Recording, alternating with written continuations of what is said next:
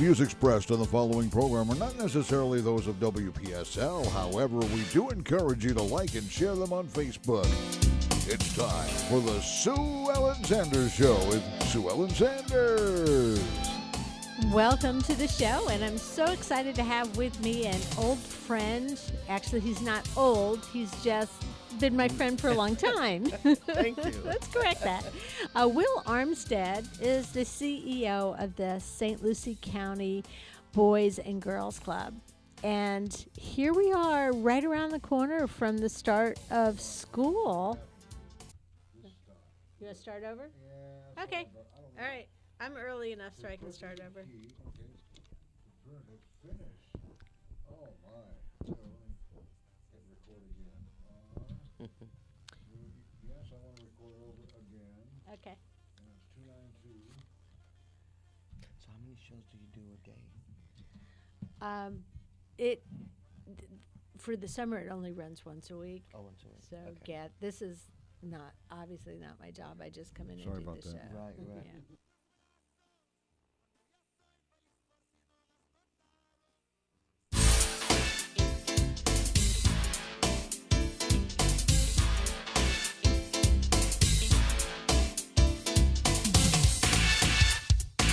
The views expressed on the following program are not necessarily those of WPSL, but you are encouraged to like and share them on Facebook. It's time for the Sue Ellen Sanders Show with Sue Ellen Sanders.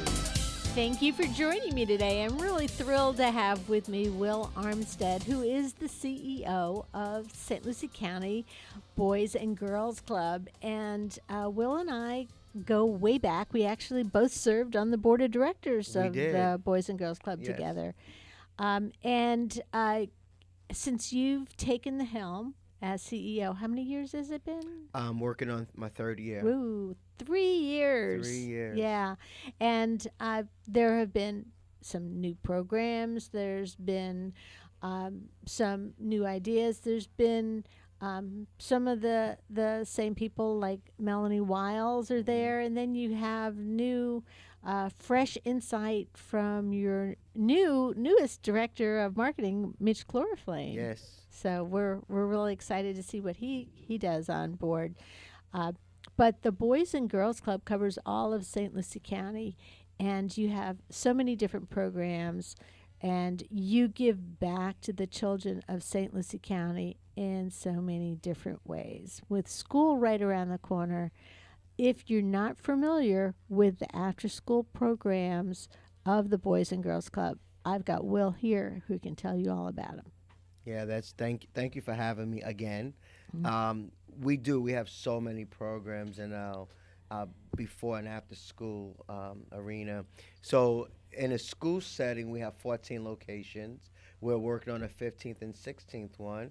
I'm going to be so excited if it comes to fruition because those are going to be in one middle school and one high school. So we're expanding our horizons to look at different ages, and then we're in 5 neighborhood clubs. And the school locations are really just, especially if you need before school help, they're a no-brainer because your kid can be right at the location where they're going to school. Absolutely. With middle schoolers starting so late at 9:30, a lot of times that before school the program is an important option for parents. I mean, how many of us don't have to show up for work till we drop our kid off at school at 9:30? That just doesn't happen in today's world. That's right. Yeah, so before and after school programs, and very reasonably priced because if you look at some of the different options for programs, you can spend a lot of money. Your kid goes to school for free, and then you're paying all these extra dollars for them to be involved in a program. But what I love most about the Boys and Girls Club after school and before school programs is the fact that you offer homework help, you offer character building programs, you offer sports for boys and girls, and it's something that they can belong to, that they can be proud to belong to. People are excited about being. It's not like, oh no, I've got to go to the Boys and Girls Club after school. It's, oh yay, I get to go to the Boys and Girls Club after school. Well, it's funny that you should say that. So this summer we served almost 1,000 kids throughout the summer, and a lot of the parents do not know who I am or that I'm the CEO for Boys and Girls Clubs. So I will go by some of the clubs and ask kids and parents as they're coming out of the door, how are things going? And so far, 100% great responses. My kid loves it. Can't wait to go back. Kid wakes up early in the morning so I can make sure I get him to Boys and Girls Clubs. So we're very proud that we're not just a daycare. We do provide some of those services that you said, and we make sure that they're in a safe and a learning environment. So we take every opportunity to make sure that each child has the opportunity to learn, whether it's homework help or working with individual teachers or just working with the parents and just other people to make sure each child is successful. Well, some of the things I learned about from talking to parents too, that were whose kids were at the Boys and Girls Club, and talking to teachers who had students who were at the Boys and Girls Club, is the parents really like the fact that you have homework help, because there's nothing worse than working all day and then having to struggle with your child with homework after a long day of work. You want to be able to have some together time with them. They've been at school all day, you've been at work all day, and you want to have some quality time. You don't want to be fighting with them over math homework or an English paper. And you have built in as part of your after school program, you have that homework hour where you have people who can who understand Go Math, okay? Right, exactly. It's different than it used to be. That's right. Well, we're working on it. I mean, we're having parent meetings just to let them know that we are offering those services, and that if you allow your kids to get that homework help, that we're there. And in several of our locations, we have certified teachers that are from the St. Lucie Public Schools that also assist with the homework. So they know exactly what's being taught in the schools. And I remember I don't want to pick on math, but I'm going to pick on math, because if you're a parent and, no matter how old your kid is, math is not taught in the same way. That's right. that you may have learned it, and maybe other things too. And I can remember dealing with my daughter with English papers, with her saying to me, well, my English teacher knows more than you do, so don't tell me what to do, because I'm going to do it her way. And I'm like, okay, I've been a writer in the community for 35 years, but you're right, I don't know what I'm talking about. But parents have no cred. They have no, the kids look at them and, you're my parent, you can't tell me how to do this. And if you have the teachers and the assistants, and some of them are young adults, That's right.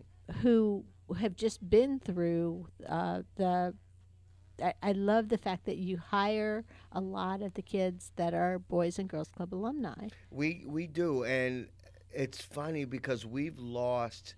I probably shouldn't say this on air, but we've lost 14 or 15 of our young people to other jobs this past year, which is, I don't like to lose them, but if I'm going to lose them for them to get a job in a career that's going to keep them on the education path, then I'm okay with it.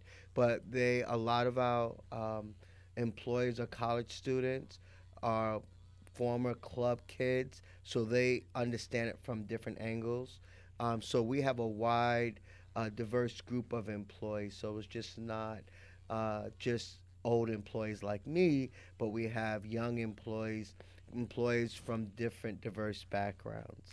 And I know one of the things that Melanie's really good about sharing is the fact that each of the different clubhouses and each of the different school locations, they may offer different programs because they offer the programs that the kids that are coming to them want to see or need. And this year it's going to even be better because we're giving each of our club directors a little bit more autonomy to what they enjoy doing. So we have several clubs that really are into the arts. Mm-hmm. So we're going to see clubs that are going to be putting on plays. Some are going to be doing music theater.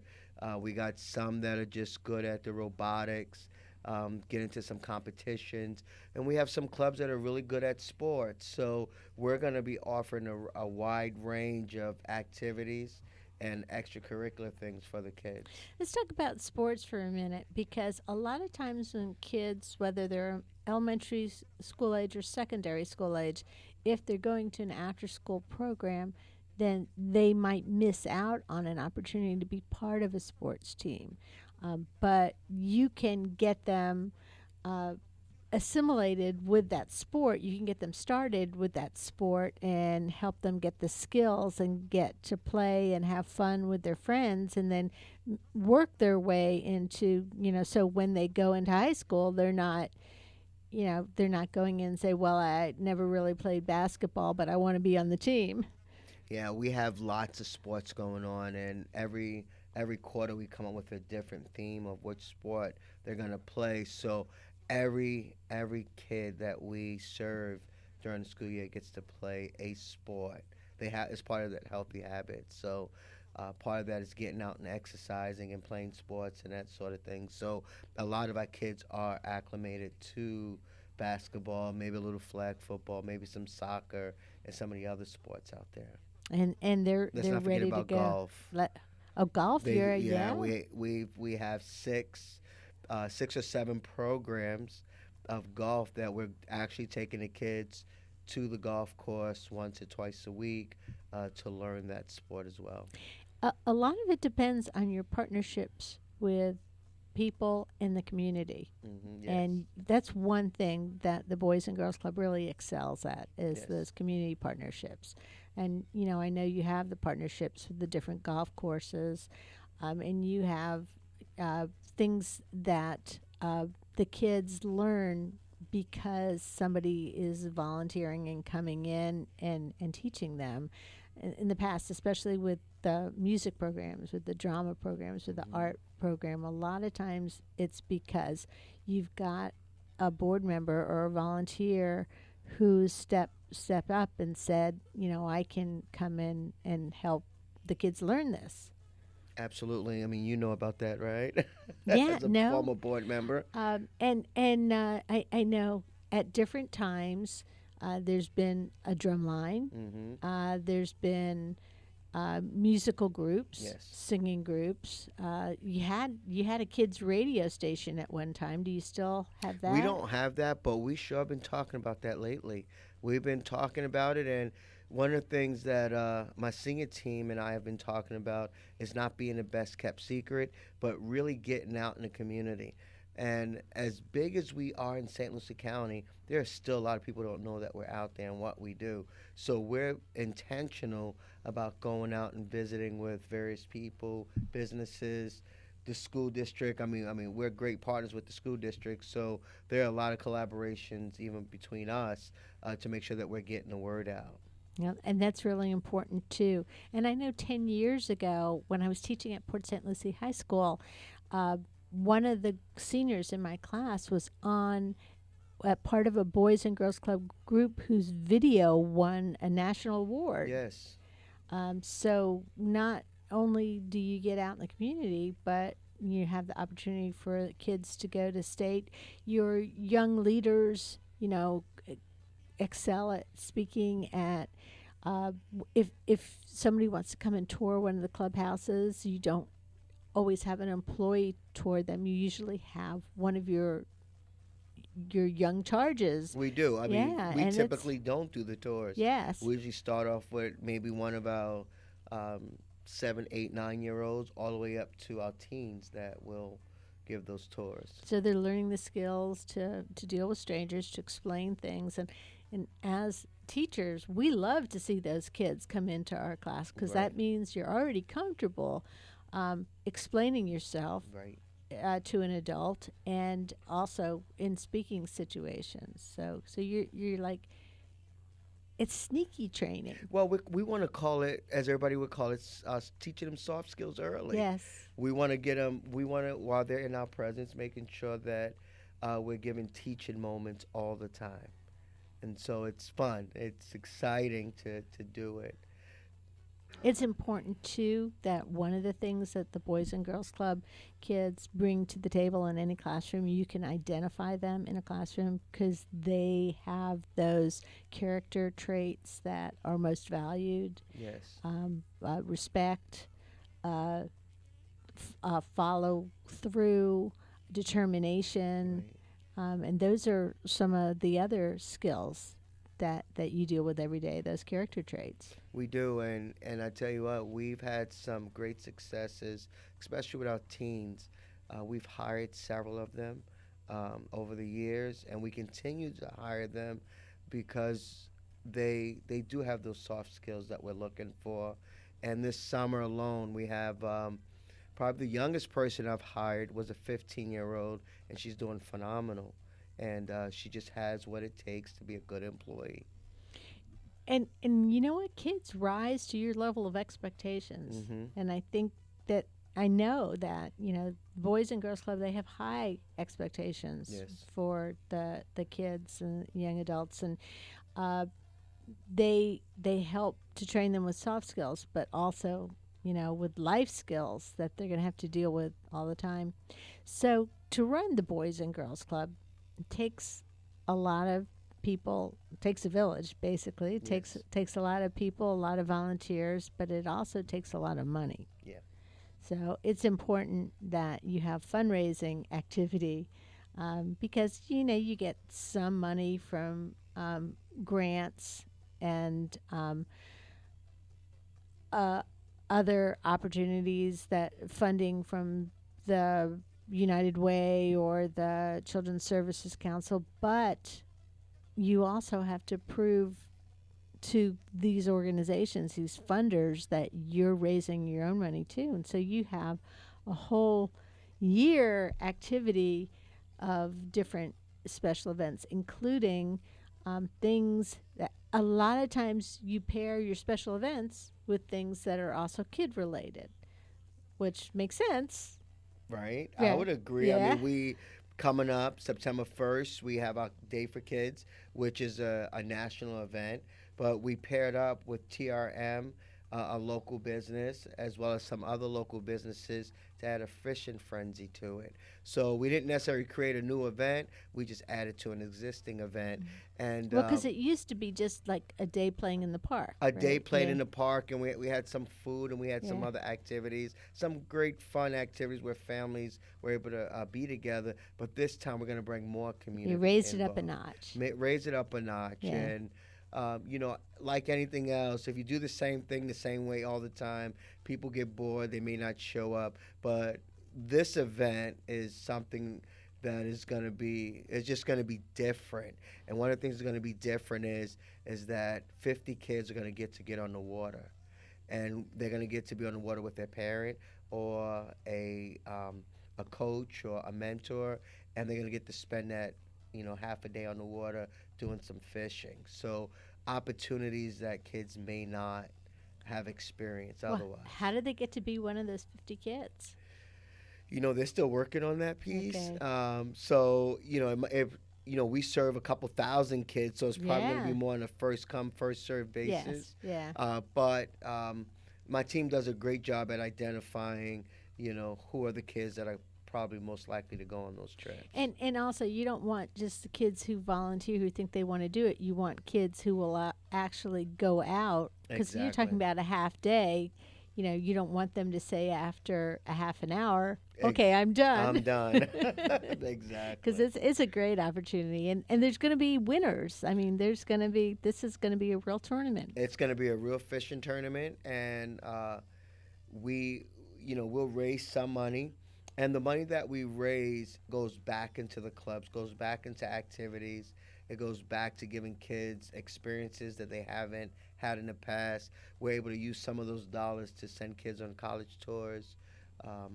Just a whole host of things that we're able to do with events like that. Well, some of the things that you do all year round at different points. As you know, you mentioned the college tours, and a lot of times the kids who come to the Boys and Girls Club, their families are not in a financial situation where they can take their kids to some of the Florida colleges and visit and check it out. And so you have a trip that you take kids to, and you don't wait till they're seniors in college to take them. You take them earlier on so they can get excited and be inspired.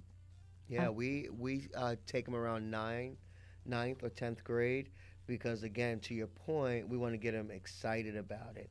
We know every kid's not going to go to college, but there's been a lot of kids that have gone on these college tours, whether it was Georgia colleges or Florida colleges, and have gotten real excited. And a lot of them end up going to college, the ones that actually end up on these tours.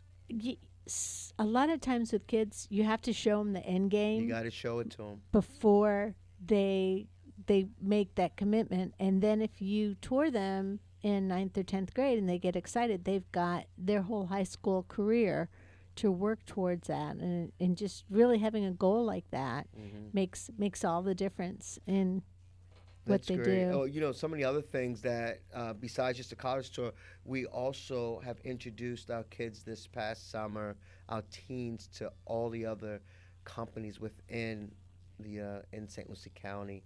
You know, Maverick Boats, took them to A&G Pools, took them to places that they can actually get a job without going to college. Maybe they have to get some certifications, but we're giving our kids a wide range of opportunities for their future. Well, I'm sure that the local businesses are appreciative of that too, because if they hire a kid that's a Boys and Girls Club kid, a club kid, then they know that there's a certain level of commitment and high moral character, and you know that looks great on their resume. Yes. And also the kids get to see what other occupations are out there, and you know maybe they don't need any college, just the technical course, or maybe they need just the 2-year degree to get there, and whatever you know they can plan. You also have different opportunities for speakers for your kids to become better speakers. And I know your Youth of the Year program has just taken off with a life of its own. We it's such a privilege to watch these kids from beginning to end and how they mature in their speaking abilities. So they go through a whole process, and it's a competition within each club, within the organization, and the winners end up competing, and then they go on to state, national, regional type competition. And those kids are also mentored by local business people as far as their speaking skills too. Yes. And it's really cool to come, if you read about in the paper or you see on Facebook or somewhere that there's a Youth of the Year competition coming up. It's really very cool to come and watch it, because you will be blown away by these kids' ability to communicate and to stand up at a podium. Isn't it like one of the top big fears of everybody is public speaking? It is, but they get up in front of 300 people like it's not a big deal. And you gotta imagine if they conquer that they can conquer anything. Gives you a lot of confidence. Well, the best way to get all the information about everything that's coming up, the programs, how to tour the clubhouse, is to probably like Boys and Girls Club on Facebook, or you can sign up for updates from the Boys and Girls Club as well. So if people want to get more information to sign their kids up, is there a particular number or person that they reach to find out about the before and after school programs? Well, to your point, they can sign up on Facebook, or they can go to our website, www.bgcofslc.org, or they can call us at 772-460-9918, and we can give them all the information. There is open houses, so at the locations that we are currently in, we will have representatives at each one of them to direct the parents and let them know what's going on at that school. So open houses at different times, and you can find out about that either on the website or on Facebook. Yes. And but I will warn you that everybody wants to be a club kid, so the sign-ups go pretty quickly. They go very, very, very fast. So you need to be right on top of that. And contact the Boys and Girls Club if you're interested in your kid being involved in a before or after school program. And then, there's plenty of other opportunities to be a part of the Boys and Girls Club too. You can come to a special event. You can support the fishing frenzy, and we'll have you come back because we ran out of time. But I did want to talk about Steak and Steak, which is coming up this fall. The Great Gatsby. That's The all I'm going to Great say. Gatsby. Yeah. 500 people. Yeah. So that'll be an event to remember. Oldest steakhouse in Florida will be serving the food, the steak that night. That'll be awesome. Well, we'll find out more about that the next time.